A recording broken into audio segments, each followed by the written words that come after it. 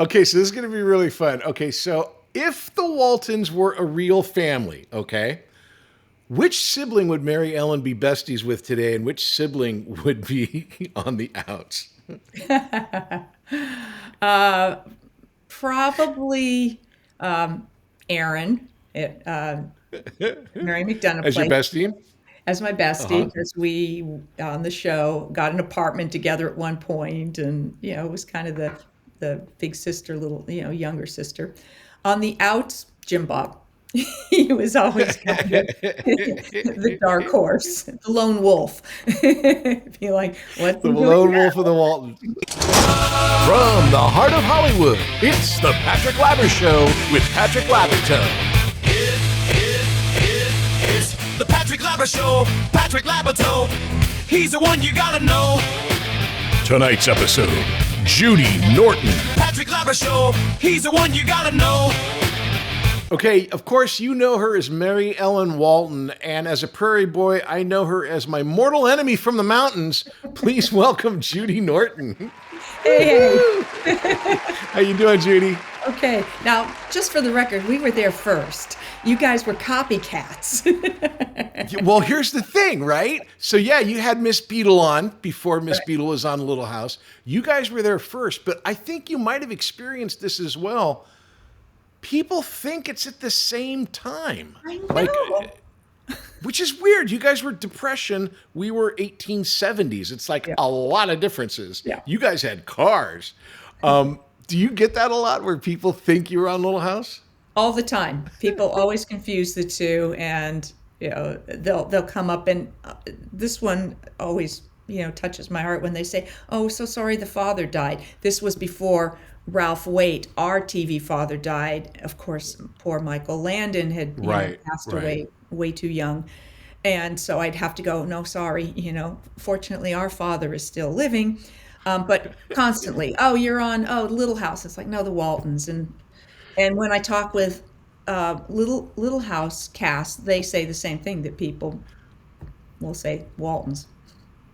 Yeah, it's absolutely it's absolutely that whole example where people get confused. It's like I get it.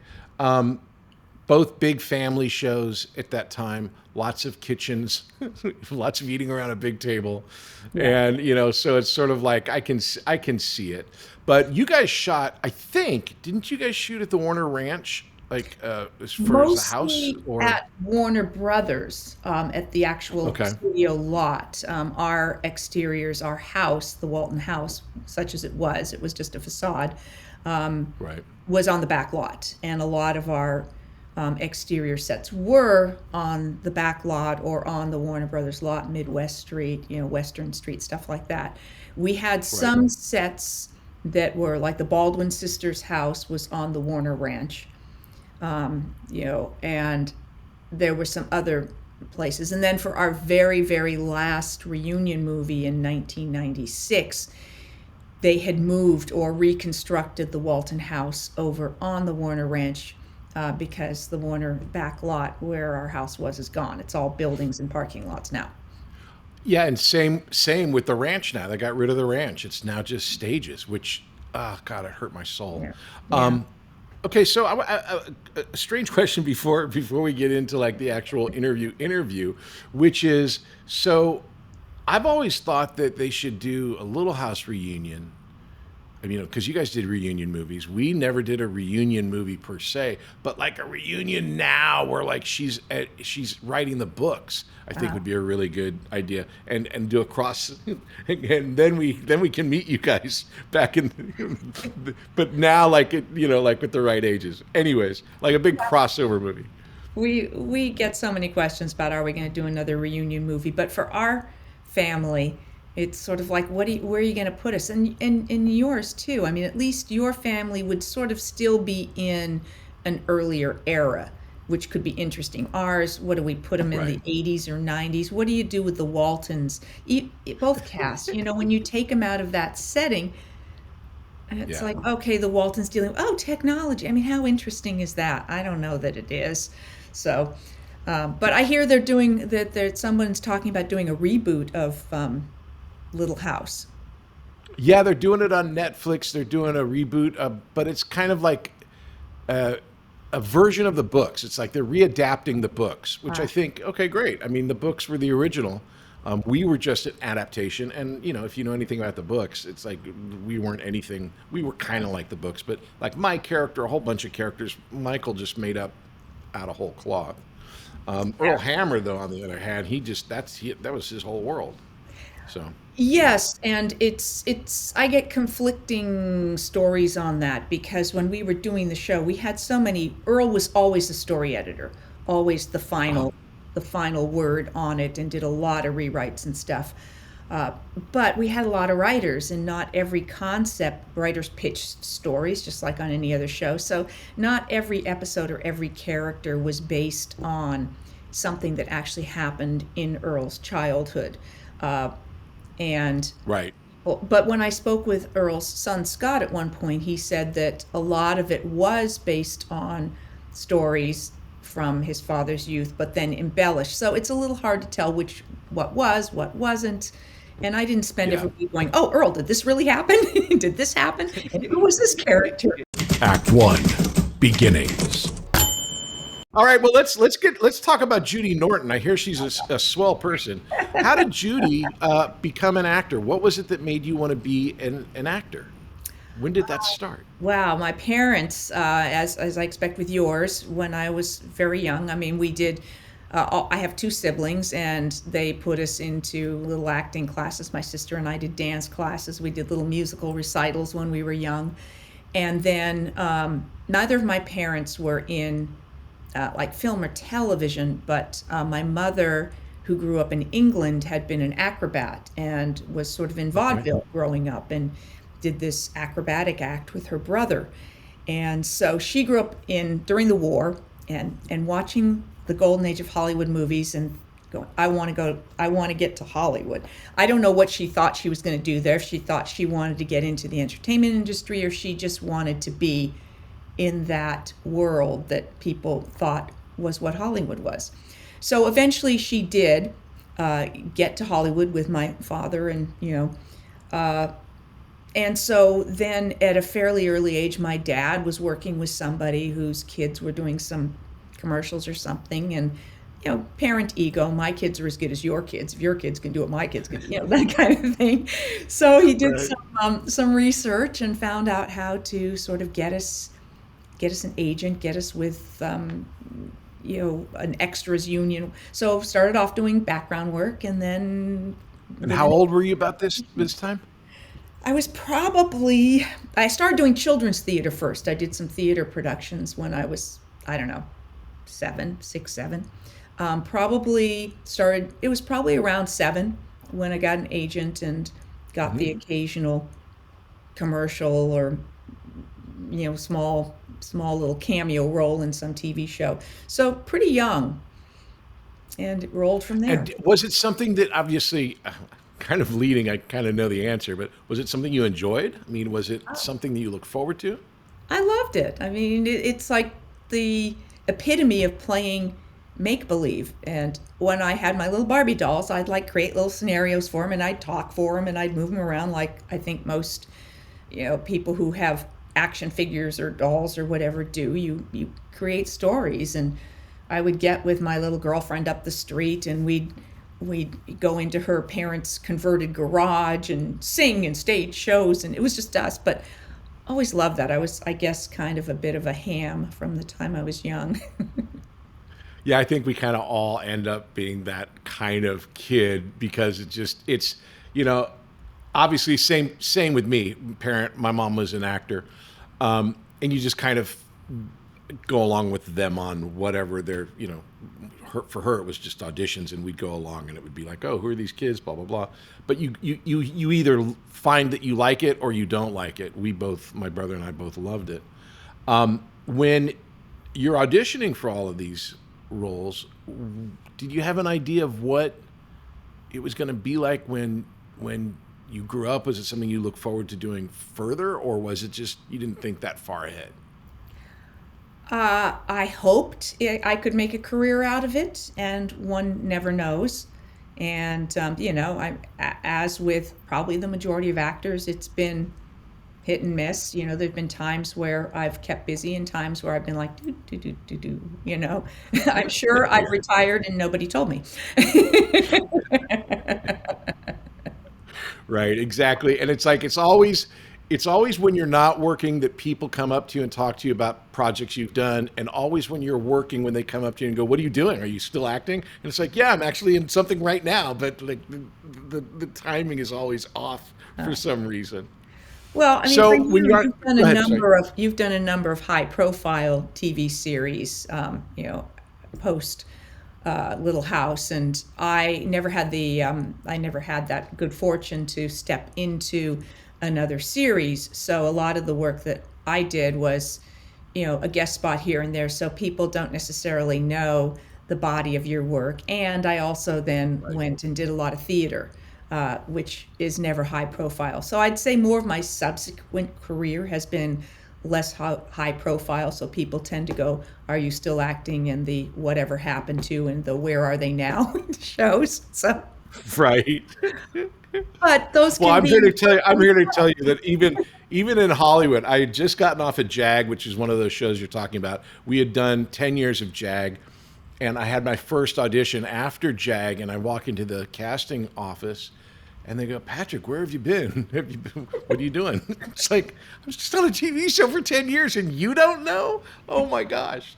We'll be back after these messages. Have you ever thought about becoming an actor and making your friends and family jealous? Well, have I got a deal for you. Here at Working Actors School, we offer many different classes so you can become a famous actor like me. And we have a delightful selection of classes, including Adult Weekly. It's every Wednesday at 5:30 p.m. Pacific. Here you will learn how to be an actor with other adults. How do we do it? How is it possible? Is it a miracle? Yes, it is. A miracle called Zoom. We teach everything online so you can become a famous actor and impress your friends and family. So if you want to be a famous actor and make your friends and family jealous, then you need to sign up at Working Actors School. You can get a hold of us at workingactorschool.com. You can sign up for classes at workingactorschool.com. You can make a reservation for the class online at workingactorschool.com. So come check us out. It's workingactorschool.com. Act 2. Success. So you're a kid actor, you're going to the commercials, you're doing guest stars. I would imagine that perhaps, was it possible did you audition for Little House before Waltons, or was that just, they took you off the market? No, it took me off the market because, we originally did The Homecoming. That was the original audition, which was just the Christmas TV movie based off of Earl Hamner's book, The Homecoming, go figure. And so that was 5 weeks of work, and that was like October, November, and aired like Thanksgiving time, November of 1971. And then while we were in our last week of filming up in Jackson Hole, Wyoming, shooting snow sequences, we started hearing rumors that they were interested in turning it into a series. And my first thought was, I don't know if I want to do a series, then I'd be out of school all the time. I mean, it's like the innocence of being 13. Right. And then, of course, reality and sanity hit, and I went, of course I want to do a series. So by the beginning of 72, they had put us all on hold. So I was on hold from about early 72 until they actually got the commitment from CBS.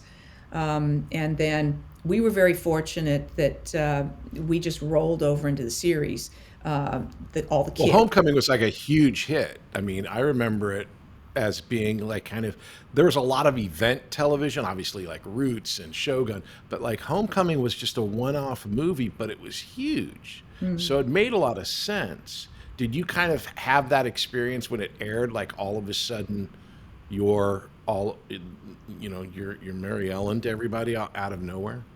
Yeah, I don't really remember. I remember by the time I was moving into high school, because it happened just as I was making that transition.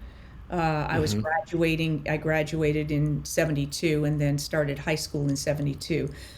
So I wasn't really in high school to start with, so it wasn't until 9 months later, right, really, because we shot 9 months out of the year. I expect you did too. So that was a lot of the reason why I never got to do anything else, because they wouldn't let us out for anything. So I didn't even Right. know if there were offers or auditions. At one point, my agent said, "Oh yeah, we had offers for you, but I didn't talk to you about them because you couldn't do them." And I was like, that would have meant a lot to me, because I'm sitting there thinking, oh, nobody cares. Nobody's interested in me. Right. It would have been really morale boosting, at least, to hear that there was interest, even if I couldn't do it.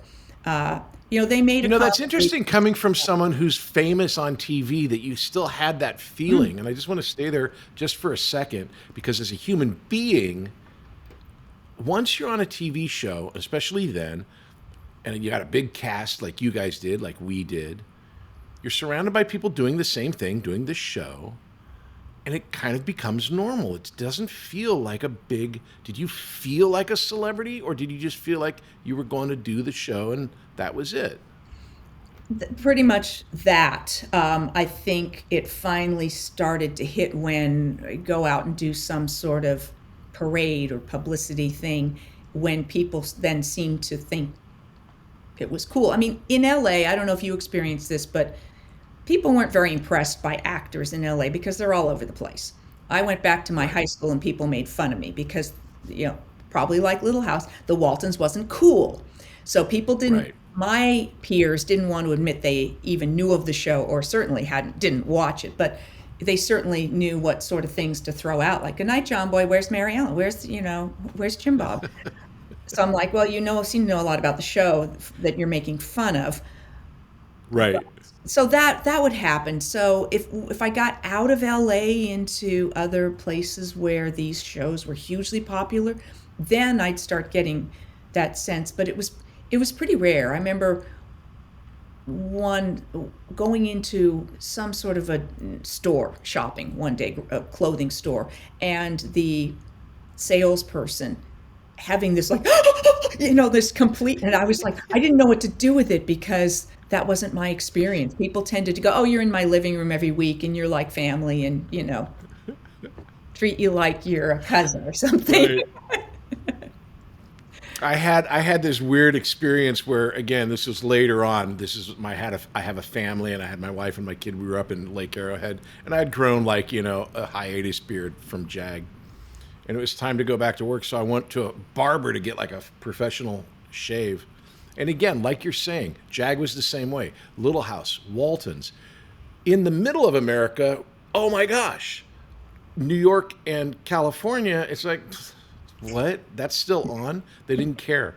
But we were up in Lake Arrowhead, which is kind of middle America more than it is LA. And I'm getting my face shaved, and halfway through, the guy, because he's shaving me, recognizes me, Oh, no. because now half of my face is like, available. And he's got a straight razor, and all of a sudden the straight razor is shaking, and I'm like, whoa, whoa, whoa, what's going on? And he goes, I just know who you are now. And I go, okay, well then let's talk about this before you finish this shave. Yeah. So you're on the Waltons, and let's talk about Allison, who I'm sure you know, Allison Arngrim. Yeah. She said something really great, which she goes, as far as kids and being protected, and like, everyone's always, everyone thinks that everything is evil here in Hollywood, and it's not. But that part of growing up in the business, it was easier on a show like Little House or The Waltons because there were other kids there. There were a lot of other kids around. How did you find working with such a large cast, and again, with so many kids? It was great because, as you said, you had peers. For us, because there was an age range from Cammie who was the youngest, was I think 6 when we did the homecoming, or 5, and so she was only about 6 when we started the series, and then John Walmsley was the oldest at 15, and Richard Thomas we never considered one of the kids. Right. So we didn't hang out together on set particularly. Right. But the rest of us were all in school together. So early on, I gravitated more to, say, John or Eric Scott, who was the same age as me. And the younger ones were kind of like, the difference between 13 and 10 is big. Oh, But as the huge. series proceeded towards the end, all of a sudden, 15 and 18 is nothing. So, it sort of moved around in terms of those little cliques and who you were closest to, but there was always somebody. And just like very early on, there was a sense that we were family. And to this day, we are family. We attend personal events together, family things, memorials, Right. weddings, things like that. So that was always very nuclear. The family was tight.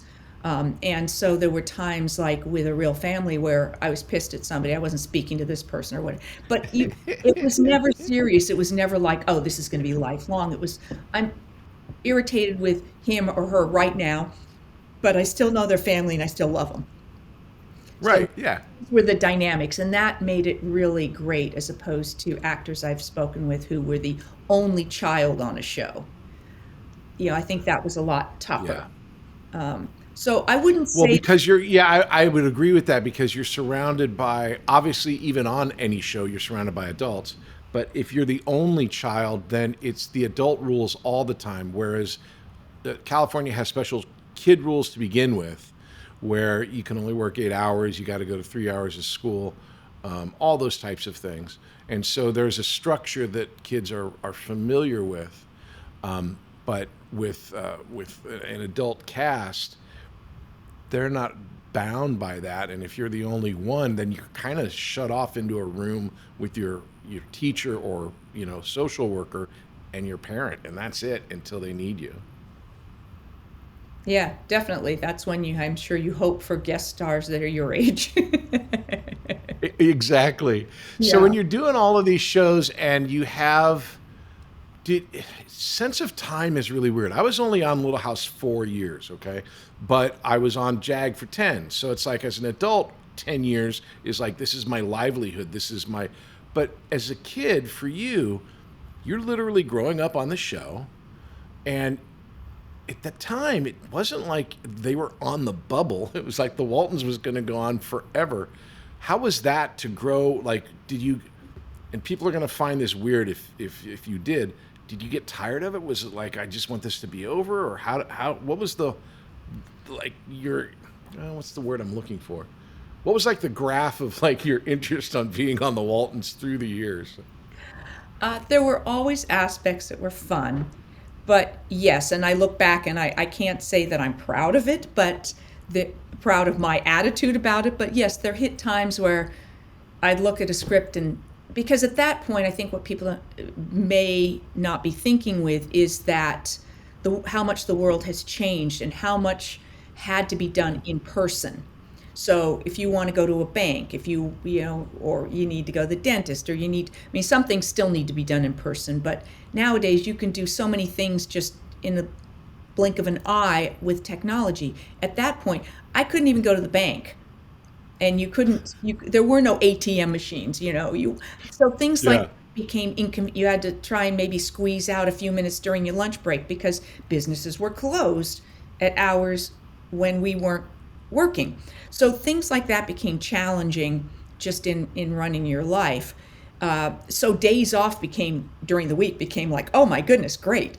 And as you know, sitting around on a set all day can be boring. There's so much downtime. And when you're young, that downtime is you've got school you have to deal. So you're trying to get through the school because you're back and forth and, okay, I'm working and now I got to focus on this thing. And now I'm back. And now where was I? So I couldn't wait to be done with the school aspect of working, which fortunately, because I was in high school, wasn't that long. But then you're just sitting around for hours. And there's so many things you can't do because you're in hair and makeup and wardrobe. So fortunately, most of our clothes, it didn't matter if we got them dirty, but sometimes it did. And they don't want to keep redoing your hair and makeup. So you're killing time. And it can be, and a TV show works so much faster than a movie. But even still, hours and hours, and you might have, I got a scene here, and now I got hours until I got the scene later on. And, can't we shoot this? Backgammon was a huge thing on our set. What did you guys use? With what? Backgammon was a huge thing on our set to play to keep busy. What did you guys do? I don't honestly. I think we hung around and chatted. I don't remember particularly playing games.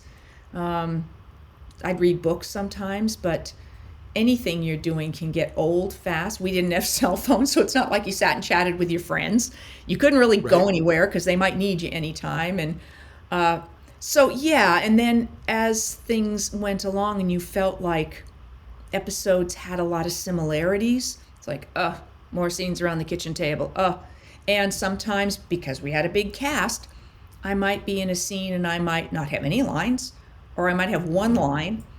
And sometimes I'd look at the schedule and think, tomorrow I'd come in, I'm in this scene, I say nothing, or I say one line. It's like, can't you just write me out of that so I could have the day off instead of having to come in for hours, because they're going to call you in 4 hours before they need you, just in case. Well, especially the ladies, because you've got hair, makeup, wardrobe, all that stuff, the works they call it, and you got to get in the works and have it all ready, and then just sit there like you're saying, waiting. And they might, what if we have to change the schedule? And I get it, because you never want to be waiting on actors, so I understand that, but it's like I'd have some scene, I'm like, I'm in the second to the last scene of the day, and you're calling me in at 11 o'clock before lunch to get me ready. You're going to get me in, I'm going to get ready, you're going to send me to lunch, I'm going to come back, they're going to fix my hair and makeup again, put on more layers, and then I'm going to sit and you're going to work with me at 4 o'clock in the afternoon. I mean, you get so you know how these things are going to roll, but the AD's like, I can't help it if we move. And they couldn't, you didn't have cell phones, so they couldn't say, hey, get here right now. Right.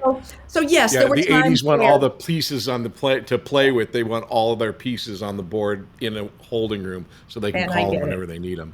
And I was always grateful to be doing the show, and I literally did check in at times with myself to say, I'm taking this moment to recognize how fortunate I am to be doing this, how much I love this, and how grateful I am to have this. But, I also recognize that the tedium of it, there were times where, I'd rather have that day off than sit and being a background player in a scene. Right. And when you talk about that, I think if some people aren't aware of it, they think, oh, gosh, how can they possibly think that, I don't want to go into work and be on TV? Half of your face might be cut off in the background because you're sitting in the living room and someone else is having a big fight scene or a big argument or a big whatever, and you're just there. Like, I mean, I remember going in for like a lot of those for the church where you're just sitting listening to the reverend talk for like 2 days, and you're like, this is crazy, but the whole town has to be there. And so it's like it's not fulfilling on a creative level. It's kind of taking you away from all that other stuff. So I get it. Yeah. So you do the Waltons, which is this huge thing. It's a big, huge part of your life. When the show, how did you find out that the show was ending? I mean, because it was such a long type of show. And then, so how did you find out? I honestly don't remember. It was between seasons. We had finished our 9th season. They did not tell us in advance. We thought the 8th might be the last, and I think they thought it might because they did sort of a bit of a retrospective episode at the end that was like a decade of the Waltons or whatever, because it was the first, I think, not that we had done 10 years, but that the time span of the Waltons had kind of encompassed a decade or something. And, people asked me, they said, did you get to take anything away? I said, no, we didn't even know it was going to be the last episode. Now, again, when I spoke with Earl Hamner's son, he said, they knew it was going to be the last episode because he wrote it. Scott Hamner wrote the last episode. And it had a little bit of a sense of that it could be, but he said they knew. And so if that is correct, they just didn't want to tell us because maybe they didn't want us to treat the last episode differently or it to be any of an issue. Sure. So, yeah. And maybe there was some slim hope that there might be a pickup. But yeah, sometime between hiatus, whether it was a call from my agent or I heard through the grapevine, it's like the show's been canceled. Which is a weird thing, isn't it? When you get that news, however you get it. Yeah. it's something, especially on the long running shows. And again, my comp for you, for me, is Jag, because I was there 10 years. You were there 10 years. I was in a cost plus world market buying rattan furniture with my wife. I get a call from the producer and he goes, "We're done." And it's like, huh? What? We've been doing something 10 years and now we're never doing it ever again. But you guys actually did. You did some reunion movies, but did they cushion the blow with that, or was that something new, a new idea later that you did, that you found out that you were doing like movies? It was a little later that I found out. I think it was maybe because I know it was after that summer I went and did theater. I did my first, I got my equity card, my union card with the Pittsburgh Civic Light Opera. And it was after that, because I remember talking to some of those cast members after and saying, hey, I think it was maybe in the fall that we got word that we were originally on CBS. We got word that NBC was going to do 3 2-hour movie of the weeks. And I don't remember exactly when we shot them, but we shot them, I think, back to back to back. So the following year. So that was great. And I think there may have even been some, I don't know if it was me, my wishful thinking that maybe NBC would pick the show up. And I was amazed they never did spin-offs or anything, because there was so many opportunities that they could have done for spin-offs, but they didn't do any of that. And then, so that was 82, because the series ended in 81. 82, we did the 3 reunion movies. And then it was like 10 years before we did the first of 3 more over the course of 5 years.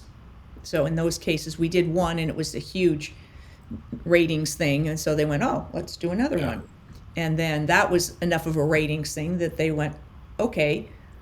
And the last one was very gratifying, because I know exactly when it was, because it was 1996, and I had just had my son, and I was home, kind of getting to figure out the whole new parent thing. And literally barely out of the hospital from delivery, and I got 2 calls. One was from my agent about that they wanted to do another Walton reunion. And so I got the call probably end of May or something. And they were going to shoot like maybe at about 10 weeks. My son was 10 weeks old when I showed up for work for that reunion. And I also got a call from I was living in Canada, and I got a call from a casting director in Saskatchewan. It was a really funny call. Do you ride horses? I'm like, yeah. It's been a hobby of mine forever. I mean, you would say that anyway, but I really do. I jump horses, I compete, I do the whole thing. So I'm like, yeah. And she's like, well, there's this mini series that it was a Richard Chamberlain starring mini series, and they said, and we're looking for someone to play his wife in some flashbacks, and you have to be able to ride. I'm like, great. I'm sitting there going, I don't know that I want to get on a horse today, but Right. Yeah, exactly. This was going to hit, my shoot dates were right after we finished our shoot. So it all worked out. So I did the Walton thing for whatever it was, 2 or 3 weeks. And then I went to Saskatchewan and shot 2 or 3 days on this mini series. So it's great, because you think, oh, now I'm a parent. Now my career's over. It's like, wow, maybe I should have kids. Right. Maybe that's my mistake. I should have kept having kids, because that was. You should have had as many Walton kids as you could. Yeah. So I would imagine, and I think everyone else would imagine, that these reunion shows are fun for you because you're getting to see everybody. But the question I have for you is, was it the same creatives behind the scenes? And was that were all the same people involved, or was it just the cast and different writer Earl directors? Hamner was always involved. So Earl was a constant always. There were some directors were directors, especially with the first 3 reunion ones. I think we worked with directors that we had worked with on the series, because we had a lot of different directors we worked with, and same thing with writers. The subsequent 3, Earl was a constant. but and maybe there were a few other people that were the same, and same producers, like executive producers or whatever, but then a lot of the rest of it was different. And I think the first 3 reunions were a little more consistent story-wise with the characters, and I think there was a bit more family involvement, because we did a Thanksgiving one, we did Aaron's wedding, and then we did my wedding. So the stories were really about the family. The final 3 were really sort of, they focused around John Boy, of course, but the stories were not what I would have hoped for, and we were very peripheral characters. So it was sort of like it was the John Boy story, and the parents did some stuff, and the kids were grown-ups that we were now were rather peripheral in some, which was a bit well, it can be frustrating because, I mean, I understand that when you're on a roll like your show with all the same creatives and Earl there, it's has a consistency. Even in that consistency, as you go from the earlier years to the later years, happened on Little House, happened on Shag, the show kind of changes because the kids get older. Then you got to do different stories, and maybe they don't want to do the same storyline, so you're kind of doing different things. But when you add the additional years in between the reunion movies, where they're calling in people saying, "What's your take on a Waltons TV movie?" It may not be the same, and so I get it. Or it's like frustrating. It's like they don't understand the characters in the same way that the people that were grinding it out for year after year, week after week, would understand the characters. And for them, for them to come in and then like tell you how your character works, it's like, well, no, I kind of know better how the character works than someone who's just starting this, idea. Well, we ran into inconsistencies all over the place, which I think is not uncommon for that time period. There's a lot of things where it's like, well, in one episode they said this, and then they completely contradict it later on in another episode. And the biggest thing was, by the time we did some of the later ones, was a number of us had kids. Our characters had kids, and some of these kids, it was as if they'd vanished. I mean, they had vanished. They weren't mentioned.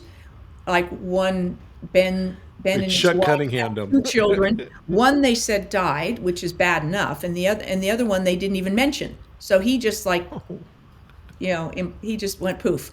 And I had a son who was there for many seasons. He was, a toddler and was very involved, and not even mentioned. And all of a sudden I had 2 other children, and in one of the first reunion movies, I had an accident, and we determined that I couldn't have any more children. I'd had, damage to my uterus or whatever. So now all of a sudden I have 2 other children with no explanation whether these were adopted or whether, advances in medicine had made it possible for me to safely have children. So audiences who were loyal for the whole, all of a sudden were like, well, what happened to, and what about this? And they know the details of the show better than I do, because they've seen these episodes.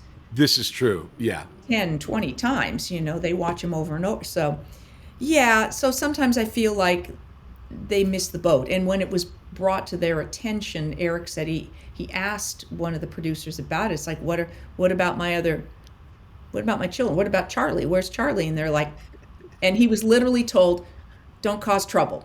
Nobody will notice. They love that phrase, nobody will notice. It's just like they think that the people, some of the producers, there are great guys, but some of them, they just don't get it. We'll be back after these messages. Hey there, I'm Patrick Labyorteaux, and I've been an actor since I was a little kid, so I know what it's like to be a little kid actor. So I have a class here called Youth Weekly, and that meets every Tuesday at 5:30 p.m. Pacific, and it is an awesome class if you are young and want to learn all about acting. We have a great set of kids kids, and it's taught on Zoom, so you can do it from anywhere. You can do it on your phone, you can do it on your laptop, on an iPad. It's awesome. I've had kids take a class while they were in the car coming back from soccer practice. I swear to you. So if acting is in your blood, come to workingactorschool.com and check out the Youth Weekly class every Tuesday at 5:30 p.m. Pacific. I'll see you there. Act 3, present day. Okay, so when the Waltons is ending, and you've explained what's going on, what did you think what did you want for yourself after the show? What was your plan? How did you want it to go? Well, it was an interesting thing over the last couple seasons because you start sensing that a show's winding down, probably run its course. And I knew that at some point the show was going to end. And then I would have to find out what was life beyond the Waltons. And I couldn't start finding that out until the show ended. So there was this little bit of, for me, a sense of limbo for the last couple of seasons. I was always, very happy when we got the pickup notice because I went, okay, my next year is accounted for. I know what I'm going to be doing. But then I went, well, I don't know what to plan for. I don't know how to prepare. I don't know. And I was, mid-20s, so I thought, I'm not going to go back to school. What am I going to do? Study drama? Right. This is my vocation now. This is like what I've been doing, and I hope to continue to be involved in the arts. So there was a part of me was just, it seemed surreal, or like it took a while to sink in that it was over. It was just sort of an odd moment for me. And then there was so what now? Now there was a degree of excitement, like, okay, now I can figure out what the rest of my life is going to be. And that's been an ongoing thing. That never really stopped because I didn't go into another long running series. I did spend 8 years with a theater company as a co-artistic director. So that had a consistency for those years. Yeah, but you say that so quickly, but that's a huge time commitment, emotional energy commitment. It's like, it's not easy. And live theater is extremely rewarding emotionally and extremely not rewarding financially, unless you're lucky. So it's like, it's always that balance between, the love of the work and making sure that it can stay afloat, which can be stressful.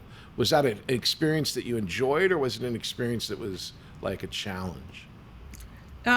Both, depending on where I was at in my life.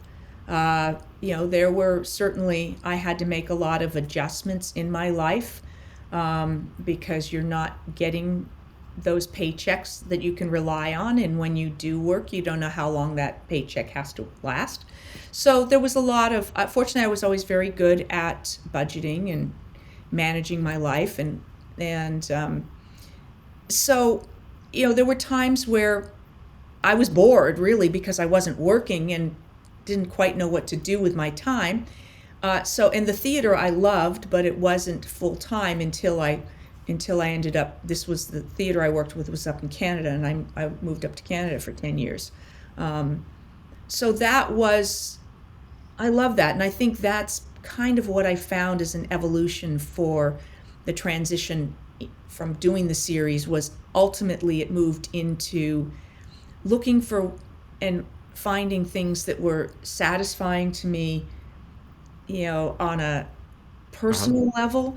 And even if they weren't high profile, but I learned so much and it was so rewarding to have that experience because I'd done theater for years, so that wasn't new to me, but to move on to the other side and be involved in all the writing and directing, that was new to me. Right. So, and to have those, we did 5 original shows a year, and my partner and I wrote them and directed them. That's a lot. And did all the casting and all the, so it was, and it was a small. That's a show every 2 months. Yeah, and it was like a production team of like 5 people. So it was all very very hands-on. I helped build sets. I created costumes. I mean, you did everything. You know, if you have to sweep up, if you have to clean the bath, I mean, you do what you do, which is what I find is great about theater, because it can be such a level playing ground, and that you're creating something together. You're not just a small piece cog in a big wheel. So I loved all that. Yes, it wasn't particularly financially, A lucrative. windfall, but I mean creatively. Yeah. You know, my wife and I created a TV show. We wrote together. And did you write these with your then partner? Yes. How did you find writing? I love writing personally. I write movies. I write TV shows. How did that come about for you? And how did you find it? Like many things, it sort of fell into my lap in an oh shoot kind of way. My partner was my husband at the time, and we had just finished doing a couple of theater shows together in Canada. He is Canadian, and he was going from the show that we did to go direct a show for this theater company. I went back to LA, and then about a week later, I got a call from him saying that their present artistic team was leaving to start their own theater company. So all of a sudden, this theater and they didn't, nothing was in advance. It wasn't like, oh, we know we have all the scripts for next season. No, it was show to show. They might say, here are the concepts for the season, but none of them were written. So he said, they're leaving at the end of this show. The next show, they don't have a script. It's supposed to be a country western themed show, and you want to pitch something. You want to write something, and we'll pitch it. And I went, yeah, sure. So I wrote up a first act, which would amount to, they were 30-minute acts. About 15 minutes of it would be music, and about 15 would be script. So, 45 pages of dialogue, so to speak. So I wrote the first act and the concept for the show, and I emailed it to him. He took it into the producer. He pitched it, and the producer said, okay. So my husband at the time, he calls me and he says, you better finish writing that, because, the producer said yes. So then he and I put together a proposal to be the sort of writing and directing team for the theater. And our proposal was accepted. And so then that started that. So we co-wrote. He took the lead on the direction, because it was something I wasn't have a lot of experience. So I was like right there all the time and throwing in ideas and stuff, and at times did take the lead if he was not available. And so it was great, and it just sort of, you do it on the fly. And the great thing about writing for theater as a learning experience is that you get to see everything. It's more than just, oh, let's have a table read, and oh, I think that works. You see it on its feet, and you go, and through rehearsals, and even up until opening, you're tweaking and you're changing and you're doing things. And even after opening, if something's not working, you go back in and you rewrite it. So I loved that, because it just... Well, you get an audience to tell you if it's playing or not. You can't. I mean, you finish an edit and you send it to the network or wherever, and it's like, okay, let's see if they like it. But you can see if they like it every night. Yes. And what part of Canada were you working in? Where were you located? Well, we were living in Vancouver, because I said I'm not living in Winnipeg. It's, being a Southern California girl, I'm like, I can't, nothing against Winnipeg, except they have, these horrific winters. Yeah, winters, yeah. Yeah, but we mounted all the shows in Winnipeg, and then the show would move from Winnipeg to Edmonton, which I also was too cold for me. And ultimately, before I left the company, they had acquired also a theater in Calgary. So the show... So every place that was cold. They briefly had one in Vancouver, but it just didn't fly. I think the concept was, commercial, goofy, fun. Before Disney did theater, my former husband used to call it Disney Does Theater, because it was lighthearted, it was family friendly, you could bring kids. It was just very silly and great for Christmas parties and for people who had too much to drink. And we always said by the third act, you just better have a lot of visual humor, because people are just drunk.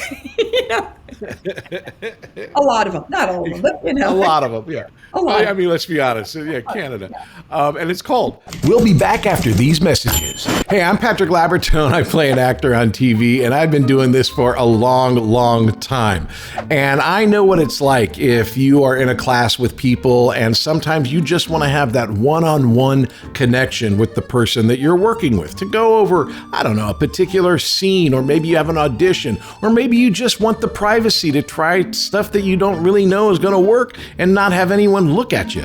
Well, I have the perfect solution for you. It's called One-on-One with Patrick Labyorteaux. You can book your time at workingactorschool.com, and it's just me and you for an hour going over whatever it is you want to work on, breaking down the script, talking about character, figuring out your intention, the spine of the scene, everything that goes in to making a dynamite performance. So if you're interested in acting and want that one-on-one personal attention, check out One-on-One with Patrick Labyorteaux. You can find all the information you need at workingactorschool.com. Act 4, questions. We're moving on to the questions here.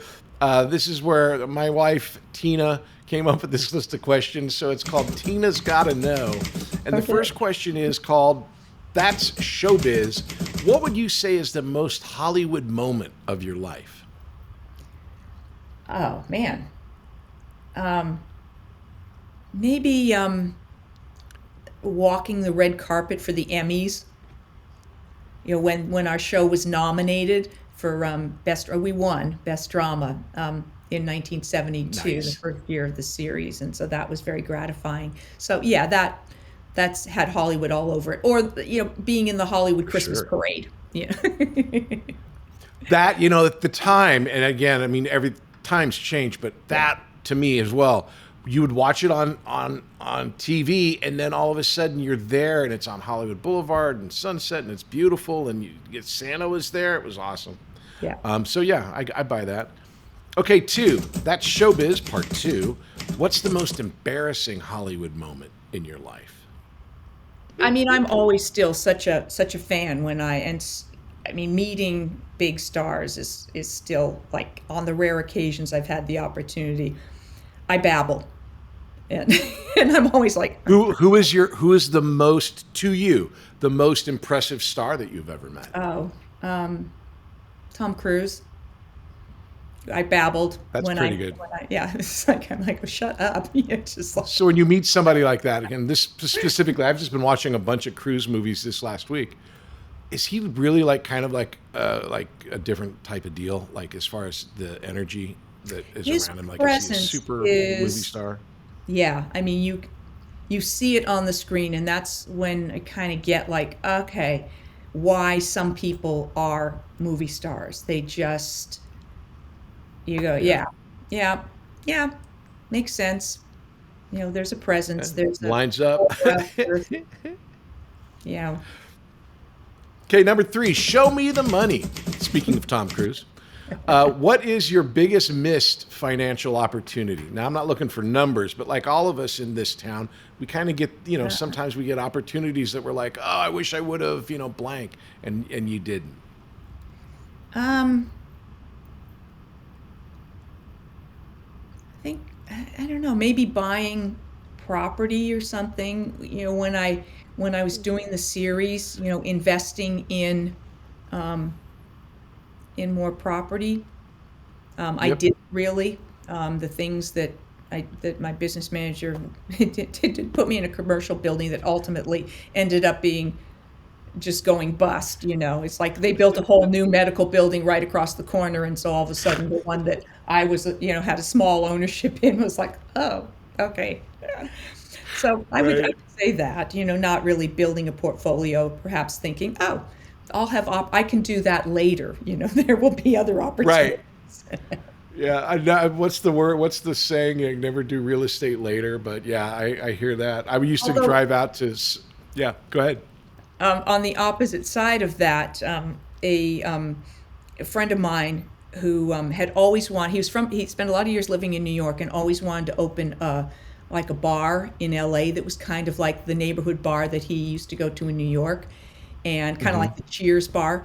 And so all of the limited partners in that were all actors and writers and people, friends of his that were in the arts. And so it was offered to me to buy a stake in it. And it was at a pretty lean time for me, but I really wanted to do it. And my business manager went, "Oh, I don't think that's a very good investment," or whatever. And I went, "You know what? I understand, but I'm going to do it anyway."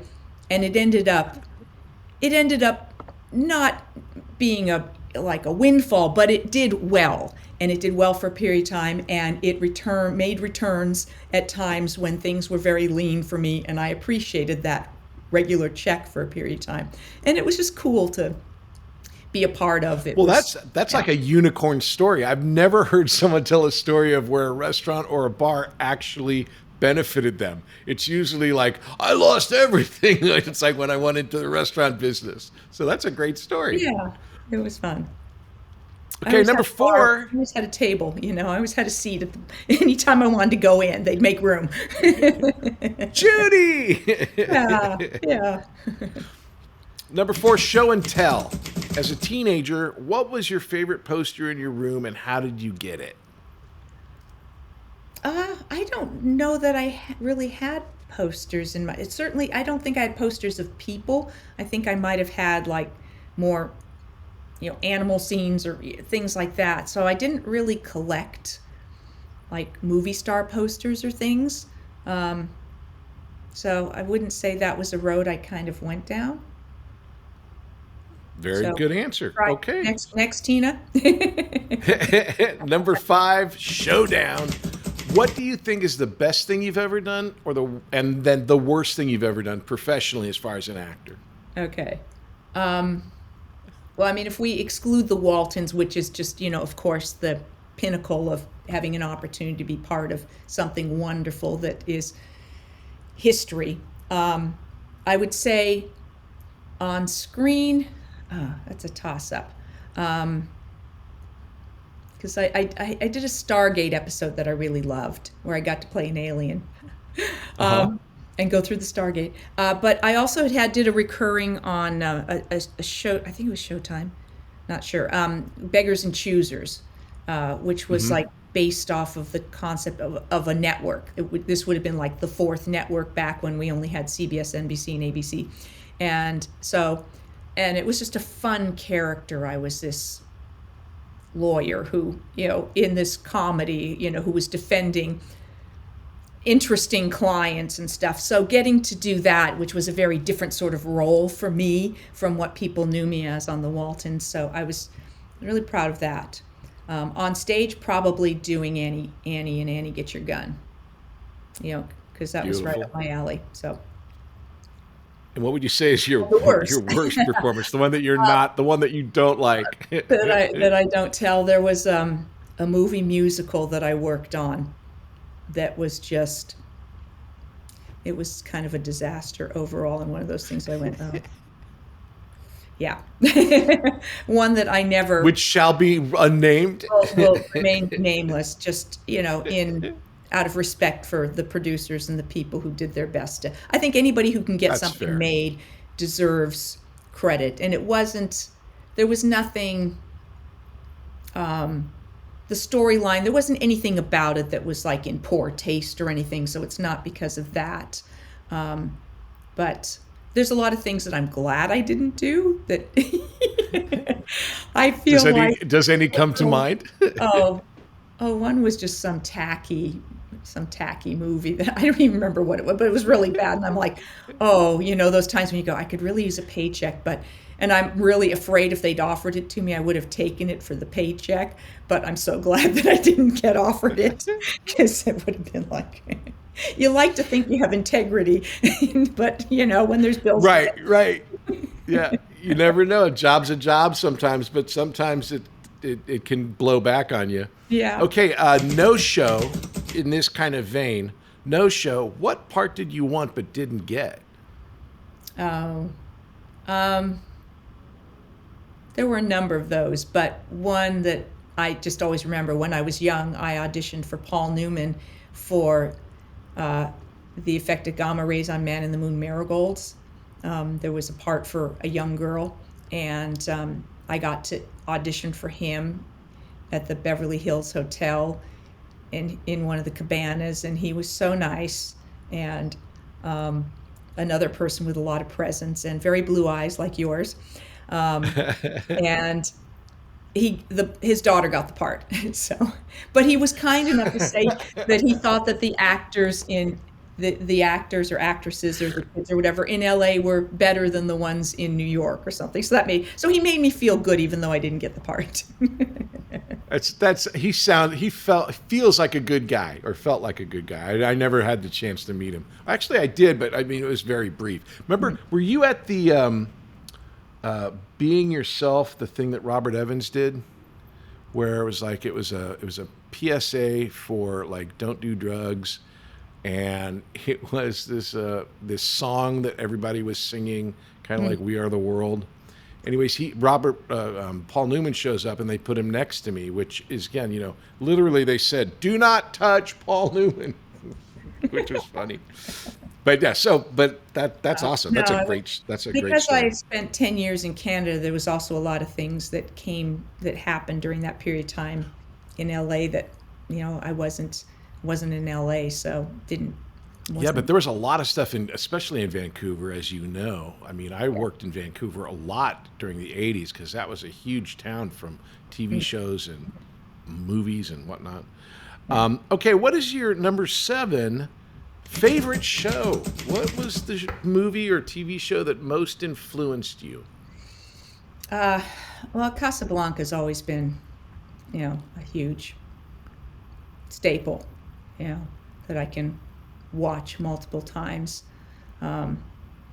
So that one really always stood out. Now, I love that movie. What is it that it makes you kind of like feel like, why are you connected to it? I don't even know. I just think it's so well done. I love the story. I love the way it was shot. I love the ending. I mean, I don't know. It was just, it's hard. Well, it's Casablanca. I mean, that makes a lot of sense. I mean, it's a great movie. And it's such a great and then in that vein, number 8, Sheaux Me Again. What's the movie that you rewatched the most? I mean, there's certain things that if I'm flipping channels, I'll always stop on. And it's corny, but I'd say A League of Their Own. The one that Penny Marshall did about the women's baseball thing. I don't know. It just always makes me smile. Yeah, it's a great movie. I mean, Yeah, there's movies like that where all, and as a writer, that like movies are made up of sequences, and all the sequences in that movie are individually interesting, and then you string them all together. So like what you're saying is when you click by something, it's like, oh, this is a good part. Oh, wait, this part's really good too. And you end up watching the whole thing. Yeah, I can pick it up anywhere, and always makes me smile. And I know it well enough that I can just pick it up and watch it, and I always enjoy it. So I mean, there's a few films like that, but that one came to mind, and No, great answer. And then finally, number 9, Show Me Some Love. What is your favorite performance of mine? Well, I was a big Jag fan, so I would cool. say, yeah, I watched that series for I don't know how much of it, but a lot of it. Whereas for some reason, when Little House was on, I didn't watch as much of Little House, so I was less familiar with that series. I caught it here and there, but I don't know. I was why. contractually obligated not to watch the Waltons, so yeah, I get it. Yeah, do you have the people that come up to you and like it's almost like a badge of honor that they go, I never watched the Waltons. I mean, it's like, okay. I don't know what those people are about. Like, I don't watch TV, but somebody says you're famous. It's like, okay, fine, I don't care. Oh, well, this one I love when I'm with somebody who knows who I am or whatever, and somebody will come up that they know, and they'll go and they'll say, do you know who this is? Like pointing at me, and the person will like look at me, and kind of. And they check you out and they look, and you're standing there talk about feeling awkward, and then they're like, no, like, well, TV, and they're kind of looking at you. It's like the Waltons, and they're like, No, I never watched, or I hated that show or whatever. It's like, I mean, I just hate those awkward moments. Or when somebody hands me a phone and goes, "Oh, here, will you say hello to?" I hate those. Will you say hello to? Will you talk to my, you know, my aunt, my mother? Yeah, it's like the idea too is when, and my son just pointed it out to him. He goes, "Why do people recognize you and then don't believe you when you tell them Yeah. what you're on?" Yeah. Well, Judy, thank you so much for doing this. This was a real pleasure to catch up and check in and talk with you. Thank you so much. This was You're really welcome. wonderful. I would love if you would come be a guest on my YouTube channel, because I besides Oh, absolutely. the Waltons, I talk about other art. We have the same fan base, a lot of the same fan base, and I know that they would love to hear your Little House stories and your career and whatnot. I So- would love to participate. Okay, Just let me great. know and I'll be there. Great. All right. We'll book something. Okay, thank you so much. It's the Patrick Labyorteaux, Patrick Labyorteaux. He's the one you gotta know. Hey, everybody. I'm so glad that you're enjoying the podcast and checking it out. It is an audio podcast wherever you get your audio podcast, and it's a video podcast over on YouTube. My socials are all patrick.labyorteaux, and that is on Instagram, on YouTube, on TikTok. I'm everywhere. If you want information on the school, you can go to workingactorsschool.com. We have classes going all the time. It's a lot of fun. I suggest you check it out.